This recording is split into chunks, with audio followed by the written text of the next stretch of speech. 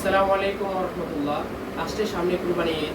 এই কুরবানিতে দেখা যায় যে অনেক ভাই বোন এরকম আছে যে যারা ঋণগ্রস্ত হয়েও কুরবানি দেওয়ার জন্য মরিয়া হয়ে যায়, অথচ কুরবানি হচ্ছে যাদের উপর নেশাব পরিমাণ সম্পদের মালিক কেবলমাত্র তাদের উপরেই আল্লাহ তাআলা ওয়াজিব করেছেন।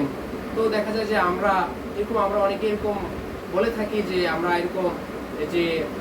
এরকম বিগত অনেক বছর আমি কুরবানি দিয়েছি, এখন যদি আমি না দেই তখন লোকে আমাকে কি বলবে।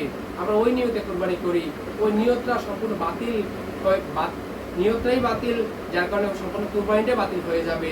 এই কারণে দেখা যাচ্ছে যে আমরা আমাদের যে যাদের নেশা পরিমাণ সম্পদের মালিক আছে, যাদের উপর কুরবানি ওয়াজিব হয়েছে, আমরা কুরবানি করার আগে আমাদের নিয়তটাকে ঠিক করে নেব, যেন আল্লাহ রাজ্য কর্তৃক সন্তুষ্টের জন্য আমাদের কুরবানিটা হয়ে থাকে, একমাত্র আল্লাহর জন্যই আমরা কুরবানি করব। আর 2 নম্বর কথা হচ্ছে যে কুরবানি দেওয়া ওয়াজিব, কিন্তু এখন দেখা যায় যে আমাদের অনেকে খুব ঋণে জর্জরিত আছে, যে আমাদের কাছে অনেক মানুষ টাকা পয়সা পাবে, ব্যবসায়িক হোক আর্থিক বিভিন্ন লেনদেন থেকে যায়।